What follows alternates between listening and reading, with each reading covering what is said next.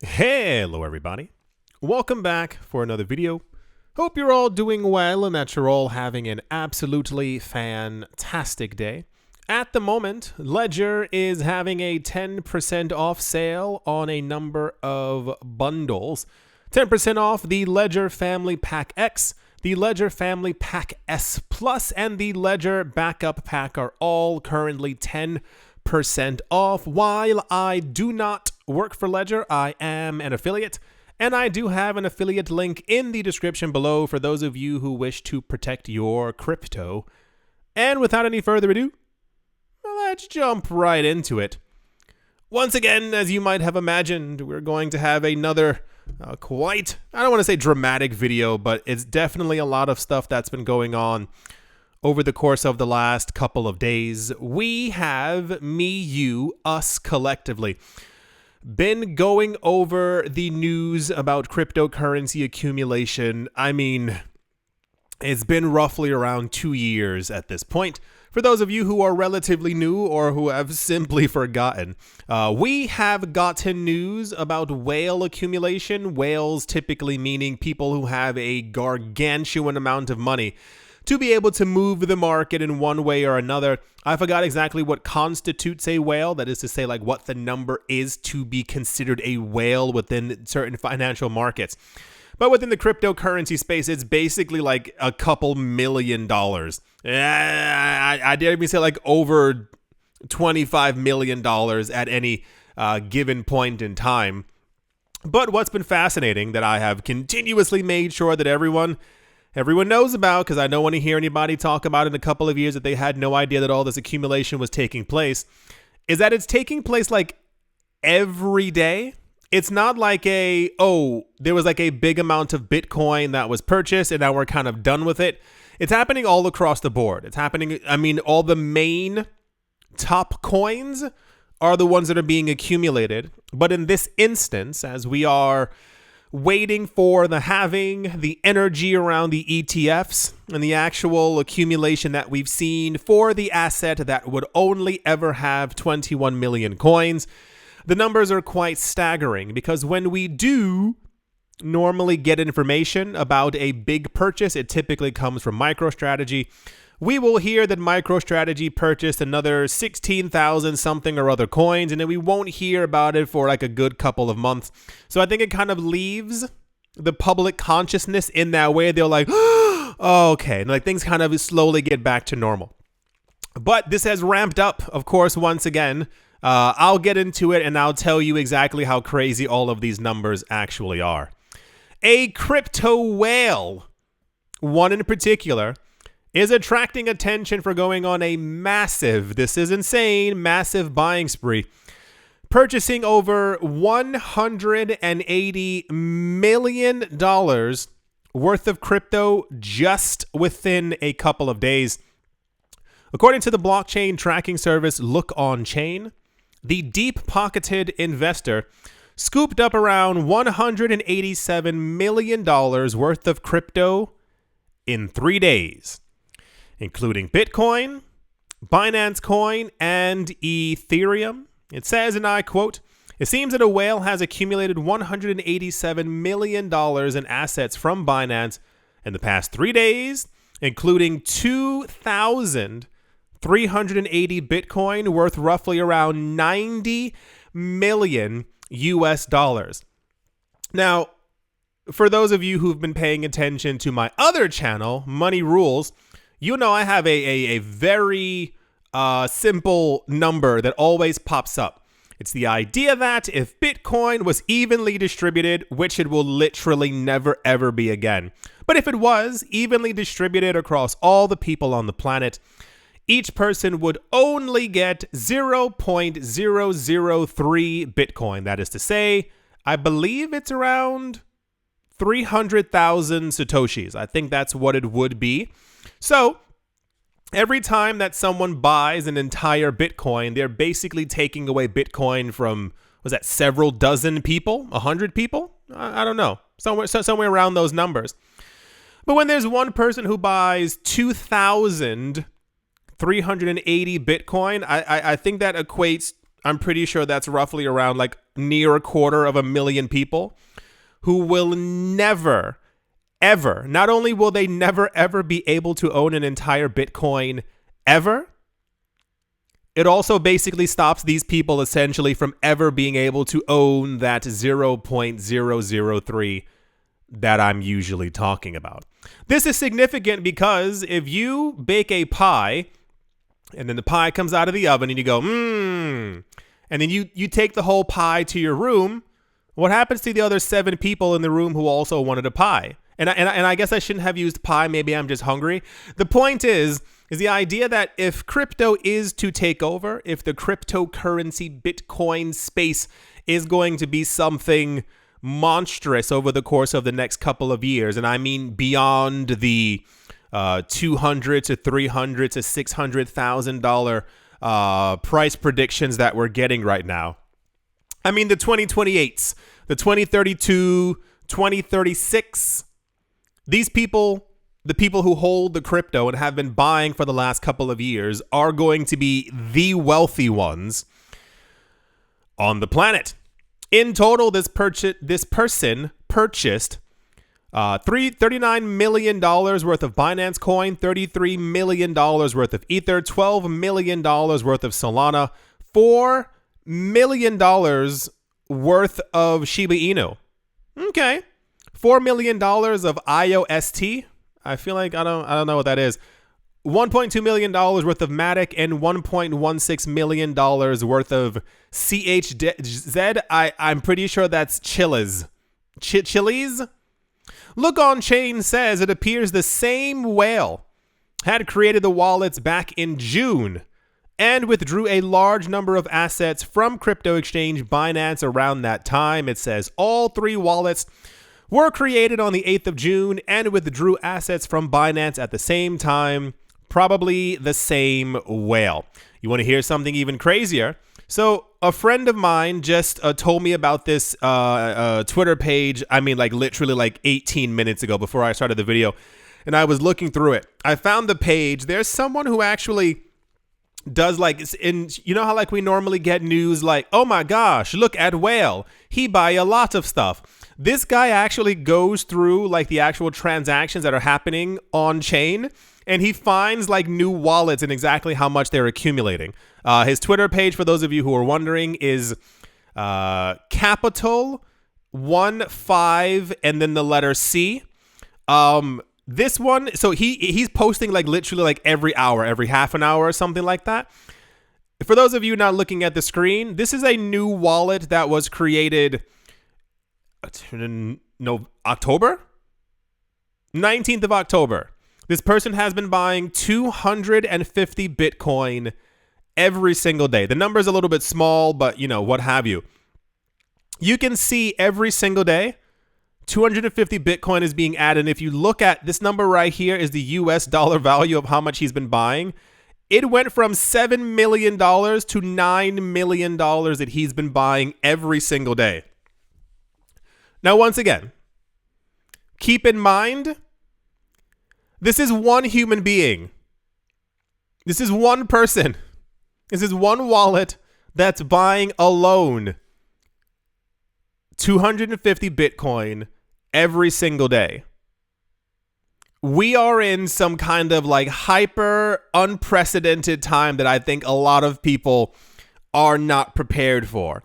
There's so much going on with preparation, with buying, with holding. I mean, it goes across the entirety of the range. It goes anywhere from not wanting to be the pizza guy to sell your Bitcoin when the price is too low, or simply being like, no, wait, this is definitely it, especially after all the energy and momentum that we've gotten from the news of Bitcoin ETFs concerning these institutions and these companies who are basically going to be in the space forever. Like they're here, they're not leaving. They're buying up as much Bitcoin, all of it, that they possibly can because they're waiting for a $1 million plus Bitcoin. Anyway, you know exactly what I'm alluding to. But yes, we normally get like, hey, there's one whale over there who's buying, And then we forget that there's like thousands of them who are buying all the time, who are literally taking all of the Bitcoin off of the market. And what happens is that if you haven't guessed it yet, the more Bitcoin that's not on the market and probably never will be for ever again or for a long time, the easier it is for prices to go up. So any buy order is constantly pushing the prices higher and higher and higher because there's already so little out there that has been accumulated over the last 14 years and also more so over the course of the last 2 years. It's been a little insane. But yeah, that's the whale accumulation news. Can you imagine having $7 to $9 million per day that you can just throw around to buy 250 Bitcoin? Like, can you? Anyway, that's the whale news. Man, yeah. Let's move on. Also in like popular news, but it's sure. Coinbase International has disclosed their intentions to introduce perpetual futures contracts for Polygon and for Bitcoin Cash on both Coinbase International and on Coinbase Advanced. The official announcement specifies that users gained access to Matic to Prep? What is that? What coin is that? Oh, Perpetual. Of course. To Bitcoin Cash and Perpetual. Started on the 7th of December. This strategic decision reflects Coinbase's commitment to expanding its range of perpetual. What Coinbase is basically trying to do is trying to make more money. One, futures contracts are absolute garbage, especially in the cryptocurrency space thus far, because they're all based in US dollars. And we've seen over the course of the last couple of years that the people who tend to deal in futures are usually just trying to bet against the market. We don't really care for that. This is why everyone's really excited for physical spot ETFs that are going to be buying the actual coin as opposed to just trading against the actual value of them. Coinbase, I think, believed that the actions that took place a couple of weeks ago that got Changpeng Zhao in trouble and Binance having to pay the $4.3 billion, I think a lot of people were expecting Binance to kind of collapse. Nope, people still like Binance. So as the markets over the last couple of years were going down, Coinbase has basically been trying to get a leg back up and launch as many new products as they can that they think will be interesting for a number of people.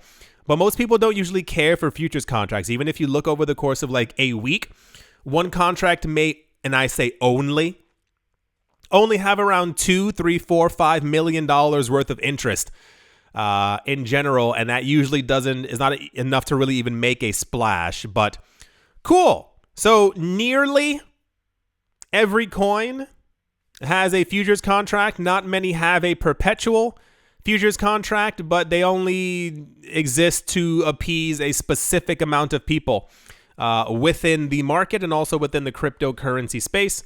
But cool.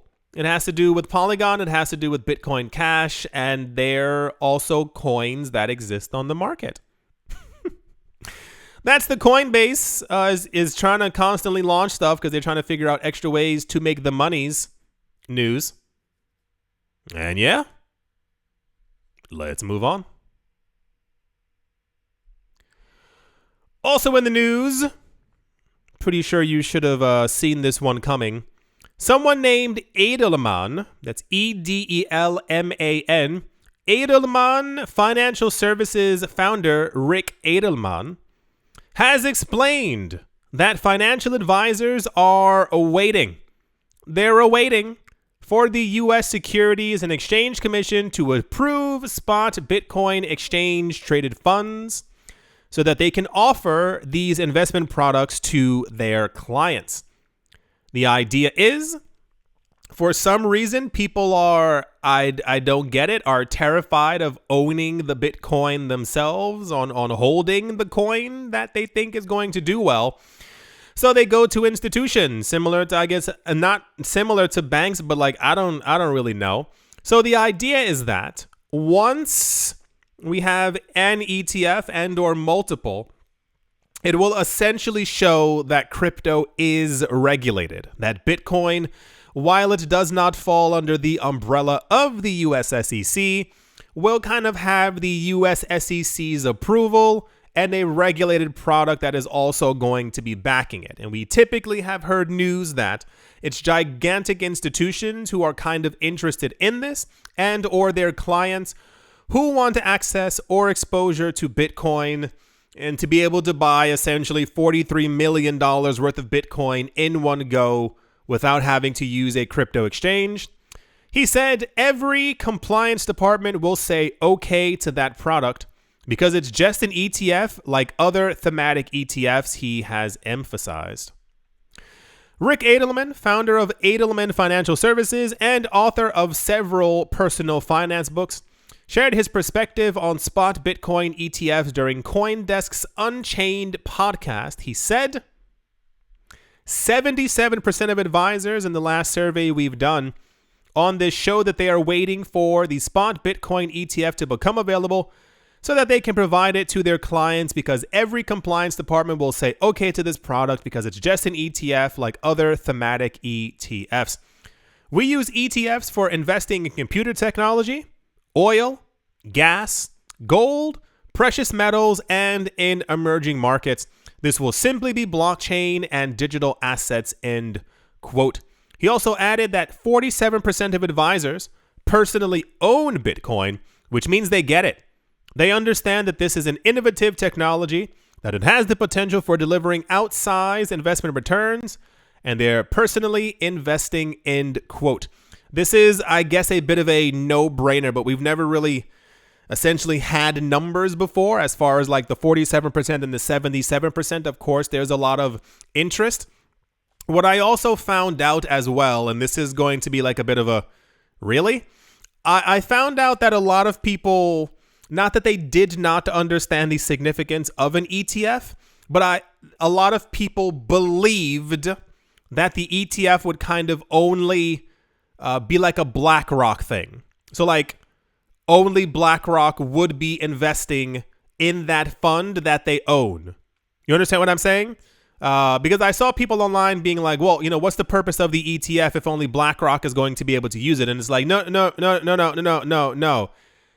Everyone who wants to go to BlackRock and use their services will be able to buy and put money into that fund. That's why like we're seeing like such a huge amount of interest, because if you're one of the first companies to be able to get it, of course, everyone's going to rush to you and they're going to put their money into that fund, which will cause the fund to like balloon and grow completely out of control. So this is why the rumors of multiple being launched at the exact same time keeps like flooding our news space. Yeah, this time feels different. I know that sounds weird, but this energy is dramatically different than especially 2021, and very, very different from 2017. That entire like euphoria thing is like already kind of floating around the market. Everyone's like, you know, waiting to see exactly what's going to end up happening. But the numbers that we keep getting quoted, the whales and normal people who are buying, and I knew it was going to happen. I told you all this was going to happen. I'm getting a lot of messages once again from friends and people I haven't heard from in a while. Hello, if you're watching. I don't know if any of them actually watch, who are now once again interested in buying. Where do I get it from and all that other kind of stuff. And we have not even gotten back to the previous all-time high. When we get past like $71,000, it's going to hit like major headline news, like normal TV news, like the nighttime news. And everyone's going to go completely insane for it. We haven't even gotten there yet. And it's already the same kind of like furious energy that's really floating around the market. So I honestly cannot even begin to imagine what's happening like in Wall Street or in like personal family funds who are like, yeah, we should put like $35 million into it. Like just a lot is going on all the time. I don't know if I ever told you this story. This must have been 2014, 2015. I know it was not a very long time ago, but it's been a while. I had just heard about crypto, and for the last like 3 or 4 years before, I refused to kind of touch it because I kept on hearing all these other places where Bitcoin was being used and illegal and yada yada yada. And at some point, my friend dragged me. It wasn't a crypto convention, but it was more like an event, and there were people who were like selling Bitcoin and people who were like talking about it, and I was just talking to everyone who was there, trying to like get an idea of what all this stuff actually was. It's also one of those like hindsight moments, like why weren't you buying? But of course, I was still trying to learn. And I remember there was this woman. I sat in the corner, like kind of like near the door, near the entrance, not because I was trying to flee, but I was like, I wasn't really feeling the entire thing. I didn't really get it. I didn't understand what everyone was so excited about. And I sat next to this woman. We were talking for a little bit, and she was asking like where I was from. I think we were from like the same place. I forgot exactly what it was, but we had a lot in common for some reason. We kept on like asking stupid questions, and we had that in common as well. So then at some point, I was like, well, what are you doing here? She was like, well, I'm trying to learn a little bit more. And I was like, oh, me too. She's like, yeah, because I work for a number of families who are trying to get into the space. Keeping in mind, this is like 2014 or 15, somewhere around there. And I was like, oh, what do you mean? She's like, well, I won't tell you their names, but I have a couple of clients who are really interested in this technology, and they think it might, something big might happen to it over the course of the next couple of decades. And I was like, what could happen to it? She's like, they invest in all different types of things. She told me like about an hour or so later after we were talking that one of her clients, it was like their family office, wanted to learn more about Bitcoin, and they had $5 million that she was allowed to play with. So basically she was there seeing how much they could get for that 5 million and stuff like that. It's weird. I wonder what happened to that woman.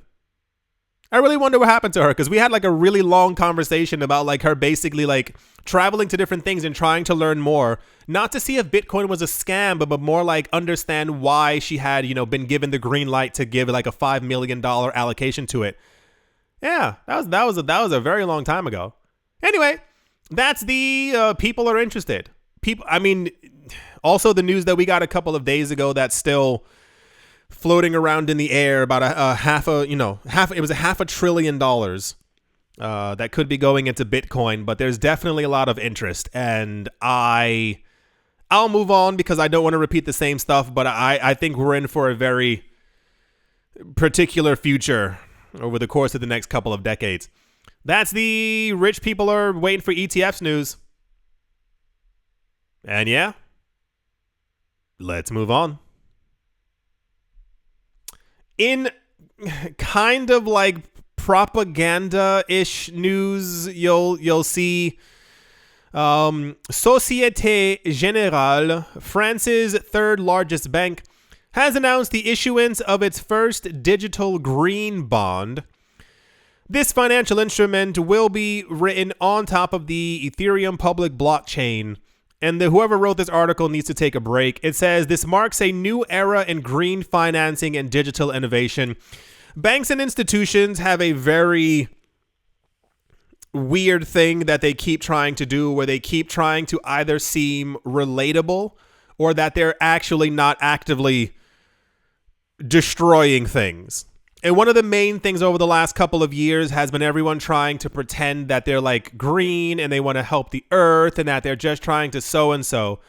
So for what a part of the narrative for Ethereum is that it is carbon neutral. So basically on an even line as opposed to what it was before with proof of work, and it wasn't doing too well for the environment.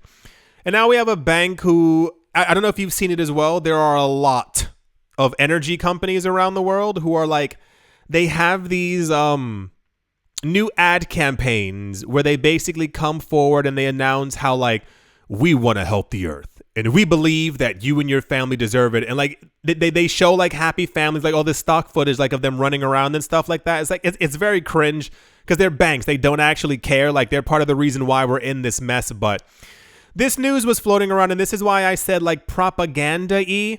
Because the third largest bank in France doesn't care about the actual environment, like not even remotely. But the news ended up being popular because they decided to use Ethereum, another, large institution using Ethereum, what have you. I'm not going to get into that conversation because I've been telling all of you before, like everyone keeps using Ethereum, and this is just what I mean by it. But the idea is that if they, what was the other thing? We had something like 3 days ago, I don't remember. Some other, was it a country? It's the UN. The UN is also going to be using Ethereum as well. I think that's what it was, to write their stuff. I forgot. I don't remember. Anyway, the point is someone else is also going to be writing on Ethereum, and they want it to last forever. Was it GQ? No, it was the Forbes 30 under 30. Yeah. So basically the idea is that, well, we can't be bad for the environment if we're using something that's carbon neutral. And we create something called a green bond or an eligible green activity project so that we can show exactly how green and awesome and amazing that we are while we still do other things around the world to make sure that we destroy the future for billions of people. But cool, yeah. So the third largest bank in France is going to be issuing a digital green bond, whatever that might mean to someone out there. And this was popular because it's largest bank, third largest bank, and also the word Ethereum. So that's how the news basically tends to work at this point. That's that news. And yeah, let's move on. Also sure, why not? Representative, his name is French Hill, Vice Chairman of the House Financial Services Committee, stated intent to bring 2 crypto regulation bills to the floor and pass them in early 2024. My number one question is, why wasn't this done in the year 2013, 14, 15, 16, 17, 18, or 19? But alas, cool. Here we are. Hill told CNBC that Congress wants to give the U.S. Securities and Exchange Commission and the Commodities Futures Trading Commission, or the CFTC, the tools to regulate crypto using a fit-for-purpose approach. As of right now, the U.S. SEC has basically done regulation by enforcement. So people have been asking for regulations for a very long time. But the US SEC doesn't care about people or policies or trying to be fair. So this is why we've heard like 14 different companies getting in trouble over the course of the last year and a half, somewhere around there. On the weird note of things, for those of you who haven't been paying attention, it's okay. Life is crazy. There's a lot of other stuff going on. There have been an egregious amount of companies and analysts and people on CNBC and Fox Business who have basically come out and said that because of Binance's like you can find this as well. Like, this isn't just me saying this. Because of Binance being fined $4.3 billion and Changpeng Zhao being in custody, I don't even know what word to use, that crypto is now safe. That crypto's now doing a lot better after the bad guys have been taken down, and that all, that it doesn't feel too nice to me, but this is what they're all saying. So upon this news, the extra 0.1 on that is now we're getting a lot of regulators in the United States who are now standing up and they're like, okay, now we can give regulation because now's the time to do it, as opposed to, the last 14 years. But the other really weird part is that they're basically trying to give more power to the US SEC and to the CFTC, who I think has like 1/8 of the budget of the SEC. Representative French Hill, Vice Chairman of the House Financial Services Committee and Chair of the Digital Assets Subcommittee, outlined the committee's plans regarding crypto regulation for next year. Hill told CNBC that they intend to pass a stablecoin bill and a crypto oversight bill by early 2024. The stablecoin bill basically has to do with a lot of different countries right now are launching their central bank digital currencies. A lot of them have actually also announced that they're even calling them stablecoins. Like a couple of countries have said, like, we're making our own stablecoins. And part of the issue, I would say, is that as stablecoins become more popular and people find maybe that they are easier to use, and we've also seen around the world that a lot of people in different countries have been using Tether over their actual national currency. This doesn't make governments too happy because it never then touches the US dollar. It's on a cryptocurrency exchange or on some other platform that the government may not have control over.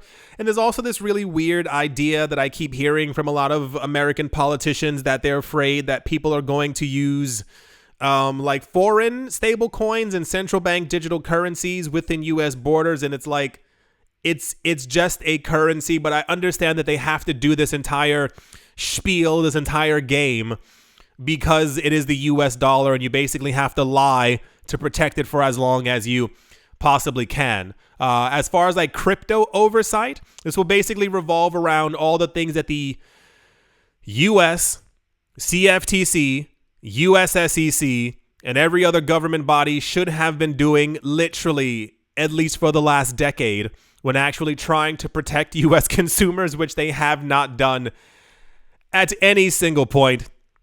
Hill stated that these bills aim to give the US SEC and Commodities Futures Trading Commission the necessary tools, usually money, to exert oversight over the cryptocurrency market. It's incredibly dystopian because the point of crypto, at least what it was before, was kind of like a new way for people to transact with each other everywhere around the world at any given time that they choose. But to exert extra oversight over something that they did not create and should not control in any way, shape, or form, yeah, it doesn't feel too good. He declared, "We want a fit-for-purpose regulatory framework, and I think that the failure is that the CFTC and the SEC actually don't have the tools to look at this new form of ownership and individual action, whether on the investment side or the innovation side.